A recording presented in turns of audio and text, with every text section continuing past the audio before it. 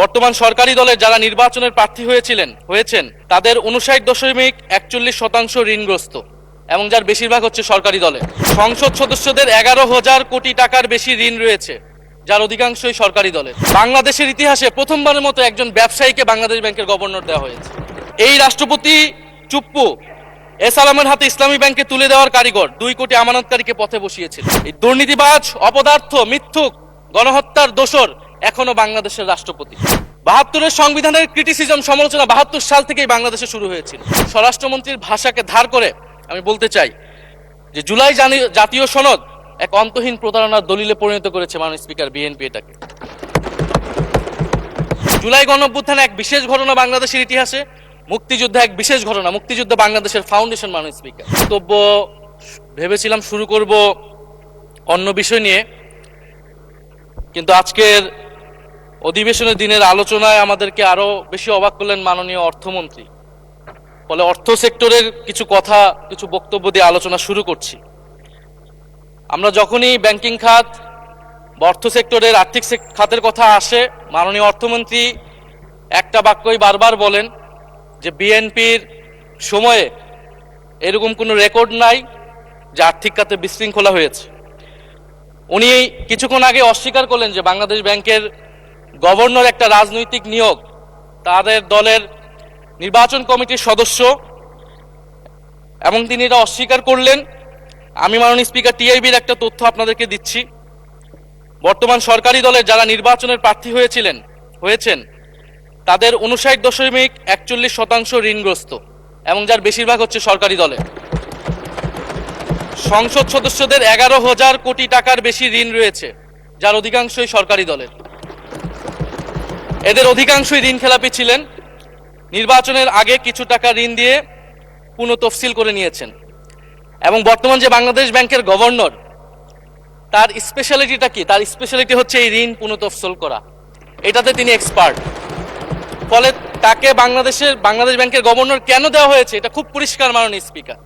এই যে হাজার হাজার কোটি টাকার ঋণ, সেই ঋণগুলো যাতে ঋণ পুনঃতফসিল করতে পারে সেই সুযোগ সুবিধাটা করে দেওয়ার জন্যই বাংলাদেশের ইতিহাসে প্রথমবারের মতো একজন ব্যবসায়ীকে বাংলাদেশ ব্যাংকের গভর্নর দেওয়া হয়েছে। ফলে জাতির সামনে এই জিনিসগুলো পরিষ্কার হয়েছে। এখন সামনের আর্থিক খাতে আরো নিয়োগ তারা কি বিবেচনায় দিবেন, এই জন্য আমরা তাদের উপর আর আস্থা রাখতে পারছি না। মাননীয় স্পিকার, রাষ্ট্রপতির উপর ধন্যবাদ জ্ঞাপন বক্তব্য। রাষ্ট্রপতির বক্তব্য আমি শুনিও নাই, পড়িও নাই, এবং সেই বক্তব্য দেওয়ার সুযোগ করে দেওয়াকে আমরা প্রত্যাখ্যান জানিয়েছিলাম। আমরা খুব স্পষ্টভাবে বলেছিলাম যে এই রাষ্ট্রপতির অপসারণ প্রয়োজন, তাকে গ্রেফতার করা প্রয়োজন। এই রাষ্ট্রপতির আর কোনো অধিকার নেই বঙ্গভবনে থাকার, এইখানে এসে বক্তব্য দেওয়ার। প্রেসিডেন্ট শাহাবুদ্দিন চুপ্পু, তার কিছু কুকীর্তির কথা মাননীয় স্পিকার হাউসের সামনে তুলে ধরছি। তিনি দুদকের কমিশনার ছিলেন, তাকে দুদকের কমিশনারের করা হয়েছিল 3টে অ্যাসাইনমেন্ট দিয়ে।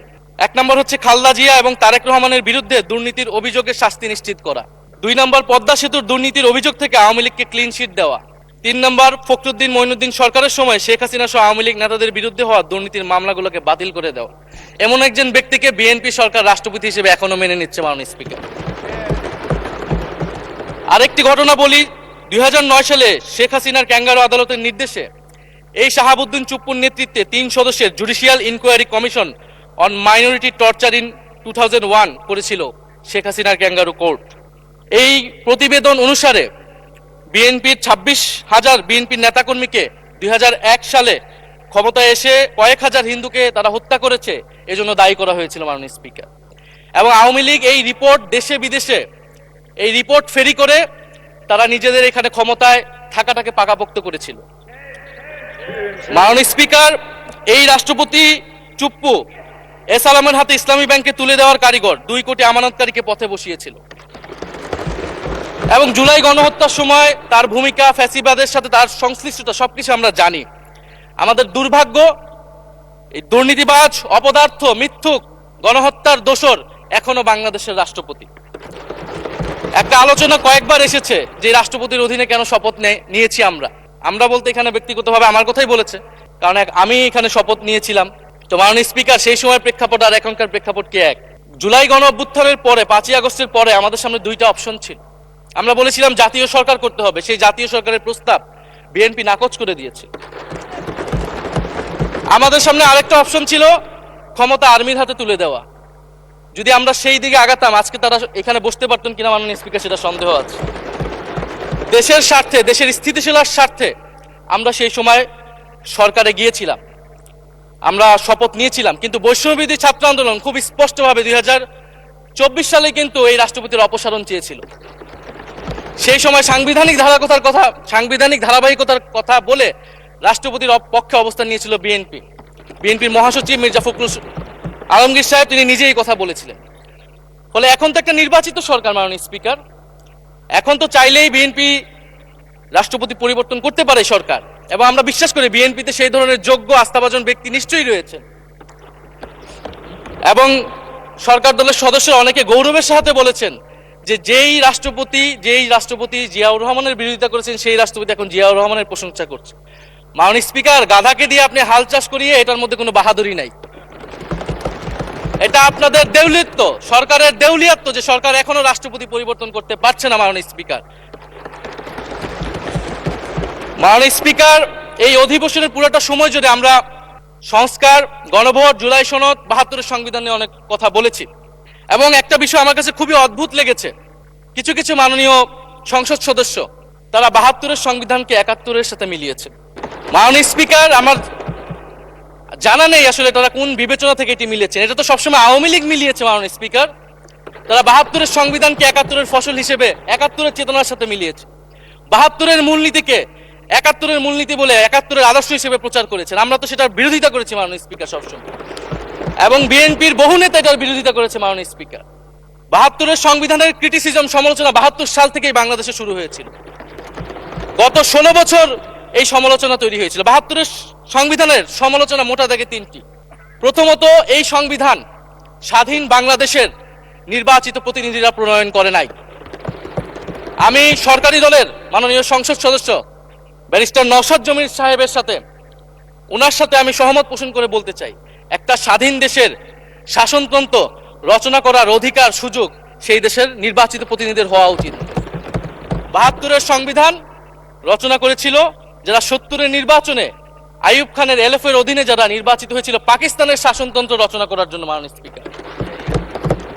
দ্বিতীয়ত, এই 72-এর সংবিধান ইনহেরেন্টলি এটা একটা আনডেমোক্রেটিক কনস্টিটিউশন। একজন ব্যক্তির হাতে সকল ক্ষমতা অর্পণ করা হয়েছিল মাননীয় স্পিকার। সেই সময় শেখ মুজিবকে সামনে রেখে এই সংবিধান তৈরি করা হয়েছিল। একজন ব্যক্তির হাতে সংসদের ক্ষমতা, নির্বাহী বিভাগের ক্ষমতা, এমনকি বিচার বিভাগের ক্ষমতাও নানা কায়দা করে তার হাতে তুলে দেওয়া হয়েছিল মাননীয় স্পিকার। ফলে স্বৈরতন্ত্রের বীজ কিন্তু সেই 72-এর সংবিধান থেকে বাংলাদেশে শুরু হয়েছিল। এবং সবচেয়ে ইম্পর্টেন্ট, এই সংবিধান হচ্ছে মুজিববাদী আদর্শ দ্বারা রচিত হয়েছিল মাননীয় স্পিকার। 71-এর আদর্শ কিন্তু চার নীতি ছিল না মাননীয় স্পিকার। 71-এর আদর্শ ছিল সাম্য, মানবিক মর্যাদা, সামাজিক ন্যায় বিচার। 72-এর সংবিধান এসে বলা হলো জাতীয়তাবাদ, বাঙালি জাতীয়তাবাদ, ধর্মনিরপেক্ষত্ব, গণতন্ত্র এবং সমাজতন্ত্র, এবং এটার বিরুদ্ধে বিদ্রোহ করেছিলেন মেজর জিয়াউর রহমান। মাননীয় স্পিকার, আজকে বিএনপি তার ফান্ডামেন্টাল জায়গা থেকে সরে যাচ্ছে মাননীয় স্পিকার। শুধু জামাত ইসলাম 72-এর বিরোধিতা করেছে বলে কি বিএনপি এখন আওয়ামী লীগের পজিশনে চলে গিয়েছে? আমাদের জানা নেই মাননীয় স্পিকার। 72-এর সংবিধানের বিরোধিতা করেছেন বদরুদ্দিন উমর, 72-এর সংবিধানের বিরোধিতা করেছেন মাওলানা ভাসানী, 72-এর সংবিধানের বিরোধিতা করেছেন কমরেড মুজাফফর আহমেদ, 72-এর সংবিধানের বিরোধিতা শত শত মুক্তিযোদ্ধারা করেছেন মাননীয় স্পিকার। ফলে এই 72-এর সংবিধানকে বাতিল করার একটা সুযোগ আমাদের এসেছিল 1975 সালের সিপাহী জনতার বিপ্লবের মধ্য দিয়ে। জিয়াউর রহমানের এটা একটা ঐতিহাসিক ভুল বলবো মাননীয় স্পিকার, তার প্রতি সম্মান রেখে, যে আমরা সেই সময় সেই অপরচুনিটি মিস করেছি। আমরা একটা গণপরিষদ দিয়ে নতুন সংবিধান করতে পারি না, এবং এই অপরচুনিটি আমরা এই 24-ও মিস করেছি এবং এখনো করতে যাচ্ছি মাননীয় স্পিকার।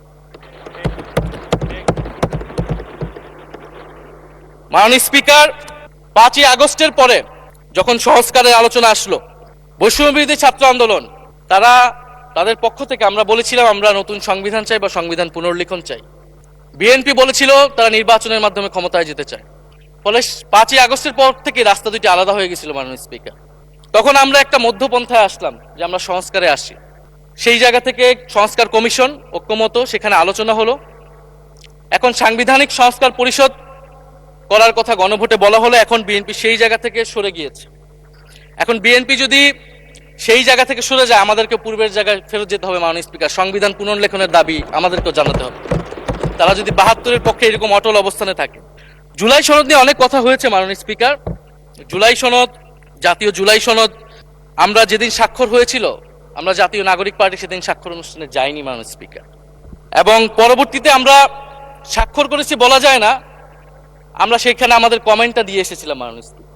জুলাই জাতীয় সনদ, জুলাই গণ অভ্যুত্থানের পরবর্তীতে এত কষ্টের যে ফসলটাকে, সেইটাকে মাননীয় স্পিকার নোট অফ ডিসেন্ট দিয়ে সেটাকে কলুষিত করে ফেলা হয়েছে। লিলি আল্ট্রাসফট সিরাম জেল, যা গভীর থেকে স্কিনে দেয় ৩ গুণ সিরাম হাইড্রেশন। সিরাম জেল হাইড্রেশনে ব্রাইট থাকো সব সিজনে। যেদিন জুলাই জাতীয় সনদ স্বাক্ষর হয়, সেদিন জুলাই জাতীয় সনদের মেজর সংস্কারগুলোতেই পাশে একটা নোট লেখা হয়েছে যে কোনো রাজনৈতিক দল বা জোট তাদের নির্বাচনী ইস্তিহার উল্লেখপূর্বক যদি জনগণের ম্যান্ডেট লাভ করে, তাহলে তারা সেই মতো ব্যবস্থা গ্রহণ করতে পারবে। তাহলে যেই দল নির্বাচনে জয়ী হবে, তারা তাদের ইস্তেহার অনুযায়ী সবকিছু করবে মাননীয় স্পিকার। এটার জন্য ঐক্যমতের কোনো প্রয়োজন হয় না। আপনি যদি নির্বাচনে জিতে আপনার ইস্তেহার মতোই সবকিছু করবেন, তাহলে আপনার সাথে আমার কিসের ঐক্যমত, কিসের আলোচনা? এবং সেই নোটগুলো কিভাবে লেখানো হয়েছে, কিভাবে বল প্রয়োগ করে, শক্তি প্রয়োগ করে ঐক্যমত কমিশনকে চাপ দিয়ে লেখানো হয়েছে মাননীয় স্পিকার, এটা ঐক্যমত কমিশনের আমি মনে করি এখন বলার সুযোগ হয়ে এসেছে, সময় এসেছে। ফলে জুলাই জাতীয় সনদকে আমরা একসেপ্ট সেই সময় করতে পারি নাই। এবং মাননীয় স্বরাষ্ট্রমন্ত্রীর ভাষাকে ধার করে আমি বলতে চাই যে জুলাই জাতীয় সনদ এক অন্তহীন প্রতারণার দলিলে পরিণত করেছে মাননীয় স্পিকার বিএনপি এটাকে। এবং ৭২-এর সংবিধানকে আওয়ামী লীগ দলীয় ইস্তেহারে পরিণত করেছিল, কলুষিত করেছিল, এবং জুলাই জাতীয় সনদকে বিএনপি কলুষিত করেছে, দলীয় ইস্তেহারে পরিণত করেছে মাননীয় স্পিকার। আপনি বলছেন জুলাই জাতীয় সনদ, তারপরে আপনি দেখাচ্ছেন হচ্ছে আমার দলীয় ইস্তিহার, তাহলে এখানে তো কোনো ঐক্যমতের সুযোগ নাই। এরপরে আসলো গণভোট। গণভোটের আদেশ নিয়ে সমালোচনা আছে, এবং এই সমালোচনা আমরাও করেছি যে রাষ্ট্রপতি এই ধরনের অর্ডার দিতে পারে কিনা। কিন্তু গণভোটটাকে সবাই মেনে একটা কনসেনসাসের ভিত্তিতেই তো আমরা এই গণভোটে সবাই মিলে অংশগ্রহণ করলাম মাননীয় স্পিকার। বিএনপি এবং তৎকালীন বিএনপির বর্তমান মাননীয় প্রধানমন্ত্রী এবং চেয়ারপারসন, তিনি নিজেও সংস্কারের পক্ষে, হ্যাঁ পক্ষে ভোটে প্রচারণা করেছেন। ফলে আপনাদের ইলেকশনের আগে এটা পরিষ্কার করা প্রয়োজন ছিল যে এই গণভোট আপনারা মানেন না, এই গণভোটে হ্যাঁ বা না জিতুক এটার সাথে আপনাদের কোনো সম্পর্ক নাই। ওনারা কিন্তু মাননীয় স্পিকার সেটা করেননি। ফলে জুলাই গণভোট এটা রাজনৈতিক সিদ্ধান্ত এবং গণরায়। মাননীয় স্বরাষ্ট্রমন্ত্রী তিনি নিজেই সেই সময় বলেছেন যে গণরায় হচ্ছে সার্বভৌম ক্ষমতা, জনগণের রায় আসলে সেটা সকলেই মেনে নিতে বাধ্য হবে, এমনকি যদি সেটার বিরুদ্ধেও কেউ বিজয়ী হয় তারাও সেটা মেনে নিতে বাধ্য হবে। ফলে আমরা মনে করি যে এই গণভোট অনুসারে যে সাংবিধানিক সংস্কার পরিষদ, অতি দ্রুত সময়ের মধ্যে সাংবিধানিক সংস্কার পরিষদ গঠন করা উচিত, এর সুরাহা করা উচিত। আমরা তো মাননীয় স্পিকার অনেক দূর সরে এসেছি, নতুন সংবিধানের জায়গা থেকে সরে আসতে আসতে আমরা কোথায় আসলাম? আমরা খুবই সামান্য কিছু দাবি এখানে এসেছে, জুলাই জাতীয় সনদ বা গণভোট যেটাই বলেন না কেন, যে একটা উচ্চকক্ষ হবে ভোটের অনুপাতে, তত্ত্বাবধায়ক সরকার হবে। এই তত্ত্বাবধায়ক সরকার নিয়েই তো এত ঝামেলা, গত 16 বছরের এত আন্দোলন। কিভাবে নিয়োগ হবে, এই নিয়োগটা আমাদেরকে জানতে হবে মাননীয় স্পিকার। নির্বাচন কমিশনার এবং সাংবিধানিক প্রতিষ্ঠানগুলোতে কিভাবে নিয়োগ হবে, একটা নির্দলীয় এবং গ্রহণযোগ্য নিয়োগ আমরা কিভাবে করতে পারি, যেটা দেশকে বিভাজিত করবে না, বিরোধী দলের উপরে বিরোধী দলের অধিকার ক্ষুণ্ণ করবে না, এবং সবচেয়ে গুরুত্বপূর্ণ বিচার বিভাগ পৃথকীকরণ মাননীয় স্পিকার।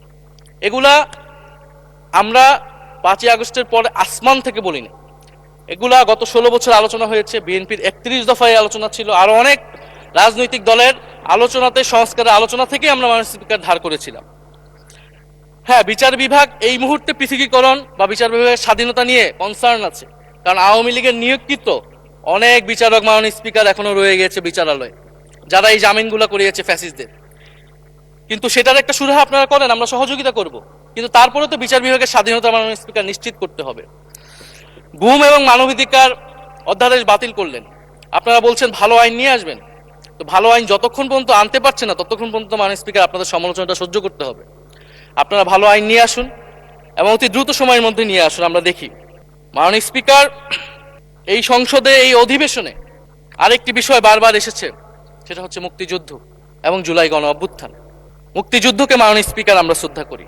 আমরা মনে করি এই প্রজন্ম যারা জুলাই গণ অভ্যুত্থানে অংশগ্রহণ করেছি, জুলাই গণ অভ্যুত্থানের মধ্য দিয়ে মুক্তিযুদ্ধের নতুন রূপ তৈরি হয়েছে, মুক্তিযুদ্ধের নবায়ন হয়েছে।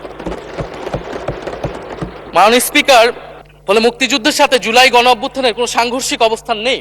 আমরা বারবার বলেছি মুক্তিযুদ্ধ, জুলাই গণ অভ্যুত্থান হচ্ছে মুক্তিযুদ্ধেরই আরেকটি ধারাবাহিকতা।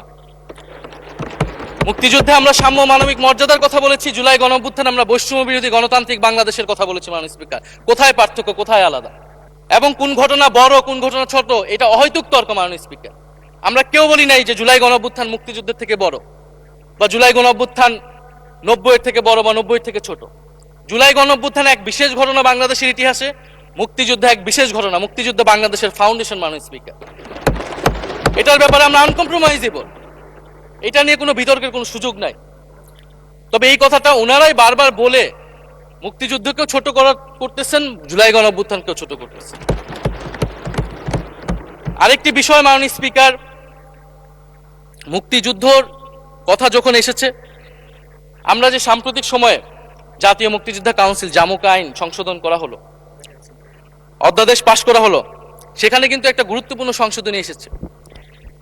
মুক্তিযোদ্ধাদের সংজ্ঞা থেকে মুজিব বাহিনীকে বাদ দেওয়া হয়েছে। মাননীয় স্পিকার, এবং আপনারা জানেন যে এই মুজিব বাহিনী, সেটাকে সংযুক্তির মাধ্যমে হাজার হাজার ছাত্রলীগের নেতাকর্মীকে মুক্তিযোদ্ধা সার্টিফিকেট দেওয়া হয়েছিল। মাননীয় স্পিকার, মুজিব বাহিনীর রোল কি ছিল এটা আপনারা এখানে যারা অভিজ্ঞ মাননীয় স্পিকার অনেক মুক্তিযোদ্ধা আছেন তারা ভালো করেই জানেন। মুজিব বাহিনী তৈরি হয়েছিল অন্তর্ঘাত তৈরি করার জন্য। তারা অস্ত্র হাতে দেশে পাকিস্তান বাহিনীর বিরুদ্ধে যুদ্ধ করে নাই, তারা দেশে ঢুকে মুক্তিযুদ্ধের আওয়ামী লীগ বারে অন্য যেই পক্ষগুলো রয়েছে তাদেরকে হত্যা করেছিল। মাননীয় স্পিকার, ফলে মুজিব বাহিনী কিন্তু কোনো মুক্তিযোদ্ধা না বর্তমান আইন অনুসারে। কিন্তু এখানে অনেক মুজিব বাহিনীর কিছু লোক আছেন, তারা নিজেদেরকে মুক্তিযোদ্ধা হিসেবে বারবার জাহির করছে। ফলে আমাদেরকে এই ফারাকটাও করতে হবে মাননীয় স্পিকার। এবং মুক্তিযুদ্ধের পক্ষ বিপক্ষের রাজনীতি গত 50 বছর ধরে হয়েছে, আমরা এই সমাধান এখনো কেন করতে পারিনি? মাননীয় স্পিকার, এর দায়ভার কে নেবে? বিএনপি কি নেবে না, যারা 29 বছর জামাতের সাথে রাজনীতি করেছে? একটা কথা তো এখন সবাই বলে, সাথে থাকলে সঙ্গী, না থাকলে জঙ্গি। ফলে এটার দায়িত্ব ছিল তো উনাদের, এই রিকনসিলিয়েশন তৈরি করা, এই প্রশ্নের সুরাহা করা। জুলাই গণ অভ্যুত্থানের পরে, স্বাধীনতার 54-55 বছর পরে জাতীয় সংসদে মুক্তিযুদ্ধের পক্ষ আর বিপক্ষ বলে ভাগ থাকবে, এটা তো মাননীয় স্পিকার আমরা প্রত্যাশা করি না, এটা এই প্রজন্ম প্রত্যাশা করে না। আমি মাননীয় স্বরাষ্ট্রমন্ত্রীর সাথে একমত পোষণ করি যে ইতিহাসের এই বিতর্ক আমাদেরকে সমাধান করতে হবে, একপাশে রেখে সামনের দিকে এগিয়ে যেতে হবে, এবং এটা সব পক্ষকে এটার জন্য দায়িত্বশীল ভূমিকা পালন করতে হবে। মুক্তিযুদ্ধ যেমন কোনো দেশের ষড়যন্ত্র না, আবার মুক্তিযুদ্ধের নাম করে এদেশে যে লুটপাট ফ্যাসিবাদ কায়েম হয়েছে সেটাও আমাদের ভুলা যাবে না। মাননীয় স্পিকার, মাননীয় স্পিকার, জুলাই গণ অভ্যুত্থান সকলের অংশগ্রহণে হয়েছিল, এটা আমরা বারবার বলেছি। তবে বিএনপির বিভিন্ন সদস্য তারা তাদের আলোচনায় বারবার বলার চেষ্টা করে যে আমরা ছিলাম না, আমরা তো এভাবে ছিলাম, এভাবে ছিলাম। এটা তো প্রমাণ করার প্রয়োজন নাই মাননীয় স্পিকার। এটা কেন এত হীনমন্যতা আমাদের এটা বুঝে আসে না। বিএনপি তো অবশ্যই জুলাই গণ অভ্যুত্থানে ছিল, আমাদের সাথেই ছিল। এবং সেই সময়ের একটা উক্তি বিএনপির মহাসচিব মির্জা ফখরুল ইসলাম আলমগীর, উনি বলেছিলেন যে এই আন্দোলনের সাথে আমাদের সম্পর্ক নাই, এটা ছাত্রদের আন্দোলন। তার ওই বক্তব্য সঠিক ছিল মাননীয় স্পিকার। তার ওই সময়ে কৌশলগত অবস্থান এটাই সঠিক ছিল, উনি ওই সময় এই বক্তব্যই প্রয়োজন ছিল, এটাতে তো আমাদের কোনো দ্বিমত নাই।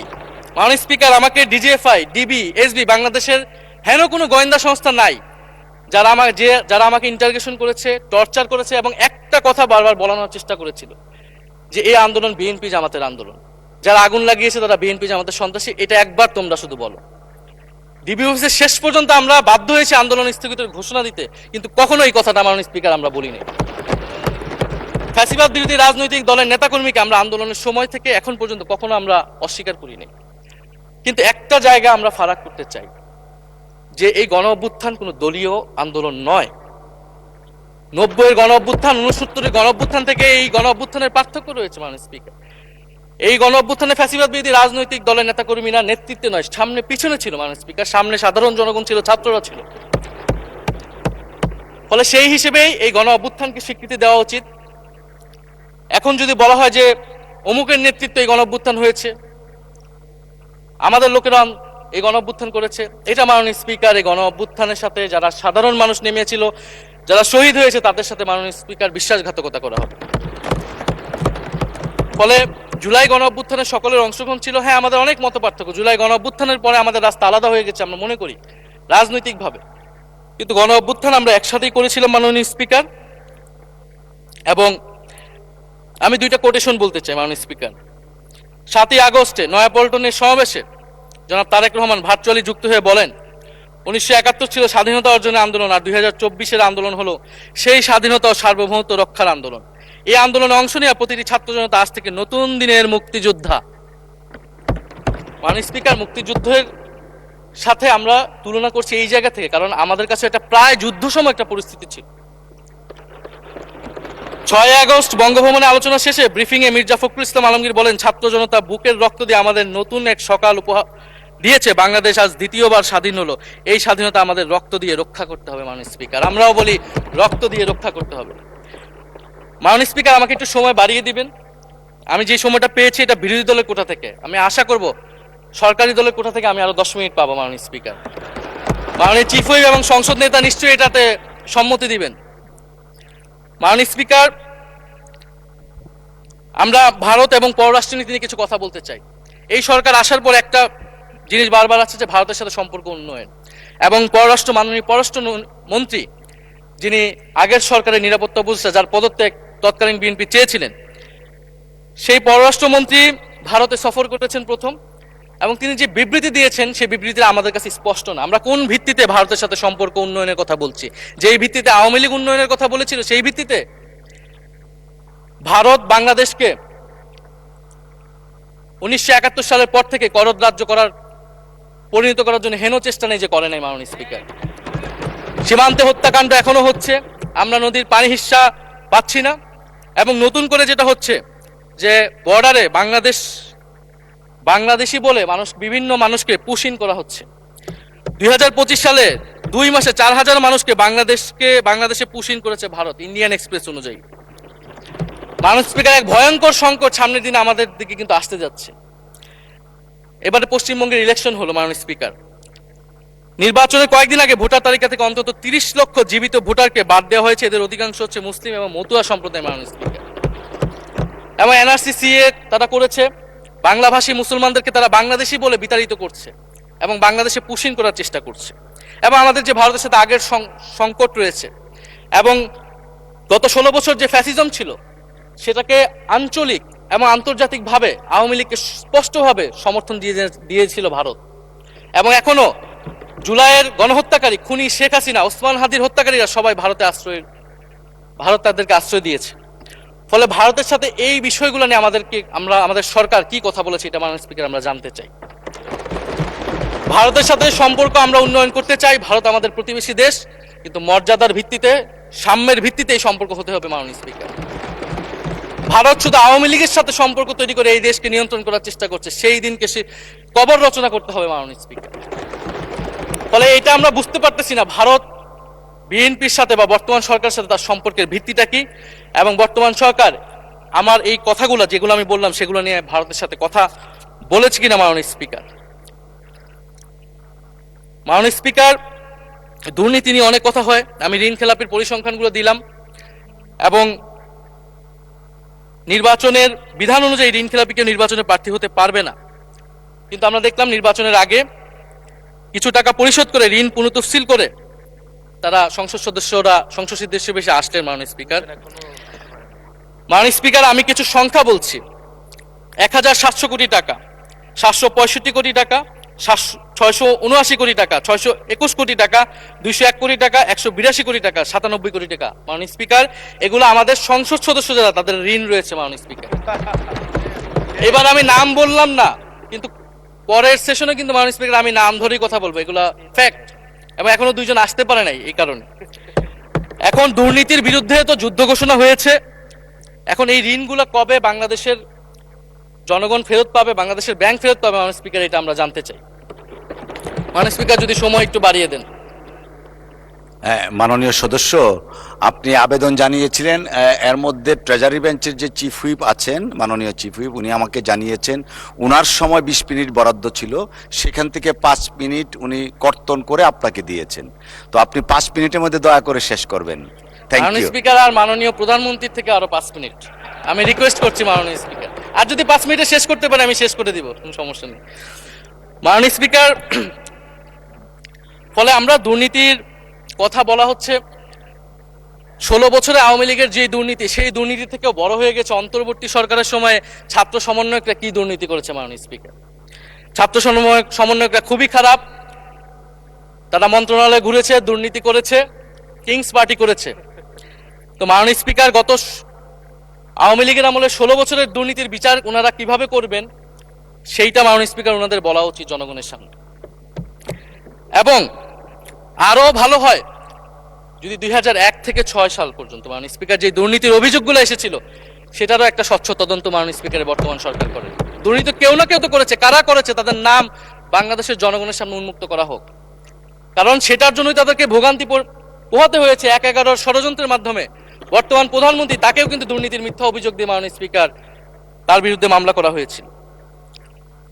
মাননীয় স্পিকার, মাননীয় স্বরাষ্ট্রমন্ত্রীর দৃষ্টি আকর্ষণ করছে, একটু আইন শৃঙ্খলা নিয়ে কথা বলি। 2 মাসে বিএনপির হাতে খুন হয়েছে 31 জন, ধর্ষণের ঘটনা ঘটেছে 14টি, বিএনপির চাঁদাবাজির খবর এসেছে 83টি, হামলার ঘটনা এসেছে 154টি। এর একটিতে সরকার কার্যকর কোনো ব্যবস্থা গ্রহণ করেনি। মাননীয় স্পিকার, শাহবাগ থানার সামনে ঢাকা বিশ্ববিদ্যালয়ের সাংবাদিক সমিতির কয়েকজন সদস্যকে বেধড়ক মারধর করেছে ছাত্র দলের নেতাকর্মী, এবং এটার এখনো কোনো মামলা নেয়নি। মাননীয় স্বরাষ্ট্রমন্ত্রী যদি জানান এই মামলাটা কেন নেওয়া হচ্ছে না। থানার ভিতর প্রবেশ করে ওসির রুমে ডাকসুর 2 জন নির্বাচিত প্রতিনিধিদের উপর হামলা করা হয়েছে। মাননীয় স্পিকার, ঢাকা বিশ্ববিদ্যালয়ের সাংবাদিক সমিতি, মাননীয় স্পিকার আপনি জানেন আপনি ঢাকা বিশ্ববিদ্যালয়ের ছাত্র, মহসিন হলের, আমিও মহসিন হলের ছাত্র। মাননীয় স্পিকার, ঢাকা বিশ্ববিদ্যালয়ের সাংবাদিক সমিতির একটা বড় ভূমিকা আছে বাংলাদেশের গণতান্ত্রিক আন্দোলনগুলোতে, আমাদের বিশ্ববিদ্যালয়ের গণতান্ত্রিক আন্দোলনগুলোতে। মাননীয় স্পিকার, মাজার হামলা নিয়ে কিছু কথা বলতে চাই। এই সরকারের আমলেও আমরা দেখলাম যে কুষ্টিয়ায় মাজারে হামলা করে একজনকে হত্যা করা হয়েছে। মাননীয় স্পিকার, আমরা নিন্দা এবং প্রতিবাদ জানাই। আমরা কোনো ধর্মীয় বিতর্কে ঢুকবো না, সেটা নিয়ে আমাদের আলেম ওলামাগণ ব্যাখ্যা করবেন, কিন্তু আমরা রুল অফ ল নিয়ে কথা বলতে চাই। মাননীয় স্পিকার, এই ধরনের ঘটনা কোনোভাবেই গ্রহণযোগ্য হতে পারে না, এবং অন্তর্বর্তী সরকারের সময় এই ধরনের ঘটনা অনেক ঘটেছে, আমরা তারও নিন্দা জানাই, এবং সকল ঘটনার তদন্ত এবং বিচার হওয়া উচিত মাননীয় স্পিকার এই সময়ের মধ্যে। মাননীয় স্পিকার, জঙ্গিবাদ নিয়ে নতুন করে কথা আসছে, সরকারের প্রতি অনুরোধ থাকবে আপনারা একটু সমন্বয় করে বক্তব্য দিন। স্বরাষ্ট্রমন্ত্রী বলছেন জঙ্গিবাদ নেই, আবার মাননীয় প্রধানমন্ত্রীর উপদেষ্টা বলছেন জঙ্গিবাদ আছে, জঙ্গি আছে। তো ওনাদের বক্তব্যটা পরিষ্কার হলে আমরাও এই বিষয়ে আমাদের অবস্থান বা বক্তব্যটা পরিষ্কার করতে পারবো। তবে একটা জিনিস, যে জঙ্গিবাদের বিরুদ্ধে আমাদের জিরো টলারেন্স। মাননীয় স্পিকার, এটা বাংলাদেশের সিকিউরিটি প্রশ্ন, এবং এটা সরকার এককভাবে ডিল করতে পারবে না, এটা জাতীয় ঐক্য লাগবে, এবং সরকারকে আমরা সর্বাত্মকভাবে সহযোগিতা করবো এই বিষয়ে। তবে বিগত আমলের মতো এবং ওয়ারেন্ট টেররের প্রজেক্ট হিসেবে যাতে বাংলাদেশে কোনো জঙ্গিবাদের নাটক না হয় মাননীয় স্পিকার, এটাও আমাদের মাথায় রাখতে হবে।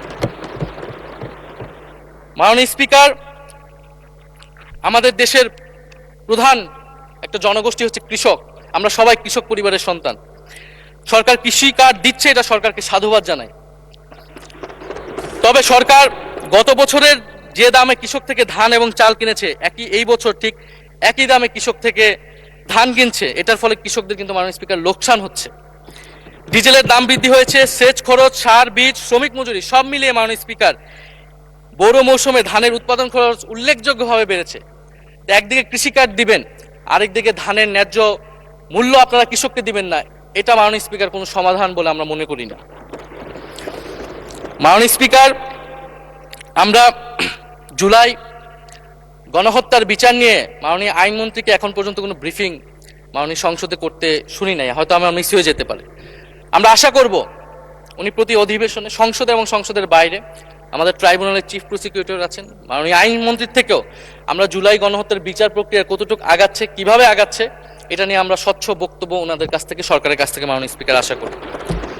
আমরা আশা করি মাননীয় স্পিকার, যে জুলাই যারা শহীদ হয়েছিলেন, শহীদ পরিবারদের যে সকল সুযোগ সুবিধা দেওয়া হয়েছিল অন্তর্বর্তী সরকার থেকে, সেই সব কিছু অব্যাহত থাকবে, এবং বর্তমান সরকার সেটা আরো বৃদ্ধি করবে মাননীয় স্পিকার, শহীদ পরিবার এবং আহত যোদ্ধাদের জন্য।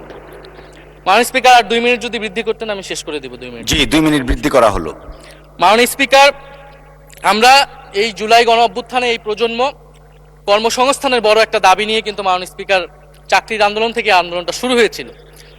ফলে আমরা আশা করব এই সরকারের সময় কর্মসংস্থানের সুরাহা হবে এবং সেটার জন্য আর্থিক খাতে দুর্নীতি বন্ধ করতে হবে, বিনিয়োগ আনতে হবে এবং চাকরিতে স্বজনপ্রীতি, দুর্নীতি এগুলো একদম বন্ধ করতে হবে মাননীয় স্পিকার, সরকারি চাকরিতে বিশেষত। মাননীয় স্পিকার, একটা বিষয় যে সরকার এখন বলে দিচ্ছে যে বিরোধী দল কিভাবে কথা বলবে, কিভাবে বিরোধিতা করবে এবং বিরোধী দলের পতনও হয়ে যাবে, এরকম কথা মাননীয় স্পিকার সংসদে আমাদের শুনতে হচ্ছে। তো বিরোধী দল তো মাননীয় স্পিকার সরকারের প্রেসক্রিপশন অনুযায়ী বিরোধিতা করবে না, সরকারের শিখিয়ে দেওয়ার প্রয়োজন নেই কিভাবে কথা বলবে, কিভাবে বিরোধিতা করবে। বিরোধী দল বিরোধিতা করবে, সমালোচনা করবে, জনগণ এটা ঠিক করবে বিরোধী দলকে কতটুকু সমর্থন দিবে কি দিবে না। এবং বিরোধী দলের রাজনীতি মাননীয় স্পিকার বিএনপি করেছে, আমরা দেখেছি, তখন ছোট ছিলাম। মাননীয় স্পিকার, আমি যখন ইন্টারমিডিয়েটে পড়ি খালেদা জিয়া তখন গ্রেফতার হন এবং তার পরের দিন আমার বাবা রাজনৈতিক মামলায় গ্রেফতার হন। আমার মা আমাকে নিয়ে থানায়, কোর্টে এবং কারাগারে আমি আমার মায়ের সাথে ঘুরেছি মাননীয় স্পিকার। আমি জানি আমার এই অভিজ্ঞতা বাংলাদেশের লাখ লাখ মানুষের, ফ্যাসিবাদ বিরোধী আন্দোলন, রাজনৈতিক কর্মী যারা রয়েছে তাদের সকলের একই অভিজ্ঞতা মাননীয় স্পিকার। মাননীয় স্পিকার, সেই অভিজ্ঞতা থেকেই বিশ্ববিদ্যালয়ে যখন এসেছি প্রথম মনে হয়েছে যে এই প্রজন্ম হিসেবে আমাদের একটা দায়বদ্ধতা আছে। আমার সামনে একজন স্বৈরাচার, একজন স্বৈর শাসক থাকবে, বাংলাদেশের একজন ছাত্র হিসেবে আমি এটা মেনে নিতে পারিনি মাননীয় স্পিকার প্রথম বর্ষ থেকে। সেই জায়গা থেকে কাজ করেছি জুলাই গণ অভ্যুত্থানে। মাননীয় স্পিকার, আমি আমার এলাকা নিয়ে শুধু শেষ করব, সবাই যেহেতু এলাকা নিয়ে কথা বলে প্রথম আসলে, আমি মাননীয় প্রধানমন্ত্রীর প্রতিবেশী, ঢাকা 17-এর প্রতিবেশী হচ্ছে ঢাকা 11 মাননীয় স্পিকার। সংসদে সরকার দল এবং বিরোধী দলের যেই পরিমাণ বৈষম্য, ঢাকা 17 এবং ঢাকা 11-এর একই পরিমাণ মাননীয় স্পিকার বৈষম্য। ফলে উনি যাতে এই বৈষম্য দূর করেন এবং ঢাকা 11-এর জন্য যদি মাননীয় সদস্য 2 মিনিট চেয়েছিলেন, শেষ হয়ে গেছে। আর 2 মিনিট দেওয়া হলো, 2 মিনিটের মধ্যে শেষ করে ফেলেন প্লিজ। স্পিকার, ধন্যবাদ আপনাকে। ফলে এই বৈষম্য উনি সংসদেও দূর করবেন, সংসদেও দূর হবে এবং আমার এলাকাও সেই উন্নয়ন কার্যক্রম হবে। ঢাকা 11 এই গণ অভ্যুত্থানের অন্যতম হট স্পট ছিল রামপুরা, বাড্ডা, ভাটারা এলাকা মাননীয় স্পিকার, যেখানে অনেক প্রাইভেট বিশ্ববিদ্যালয়, মাদ্রাসা, তারা সকলে এসে কিন্তু ফ্যাসিস্টদেরকে প্রতিহত করেছিল এবং এই অত্র এলাকার নানান সমস্যা। তো সরকারের জায়গা থেকে আমি আশা করব, আমি হয়তো অনেক সমালোচনা করতে পারি, অনেক ভুল ত্রুটি থাকতে পারে, যেহেতু নতুন এসেছি, কথা বলছি। তো সেই জায়গা থেকে যাতে আমার এলাকার প্রতি কোনো বিরূপ মনোভাব না থাকে, কোনো বৈষম্য যাতে না হয় মাননীয় স্পিকার। আপাতত ওনারা ওইখানকার যিনি পরাজিত প্রার্থী তাদেরকে দিয়ে বিভিন্ন উন্নয়ন কার্যক্রম করছে প্রশাসক, এই সিটি কর্পোরেশনের প্রশাসক। তা আমার ক্রেডিটের দরকার নাই, কিন্তু উন্নয়ন হলেই মাননীয় স্পিকার চলবে।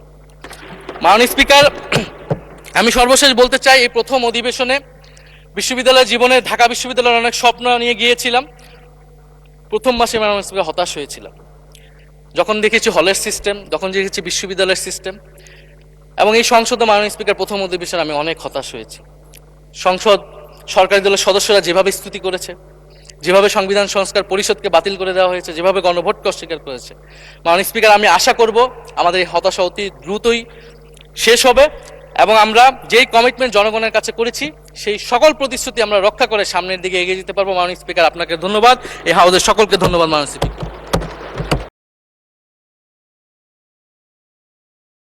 লিলি আল্ট্রাসফট সিরাম জেল, যা গভীর থেকে স্কিনে দেয় 3 গুণ সিরাম হাইড্রেশন। সিরাম জেল হাইড্রেশনে ব্রাইট থাকো সব সিজনে।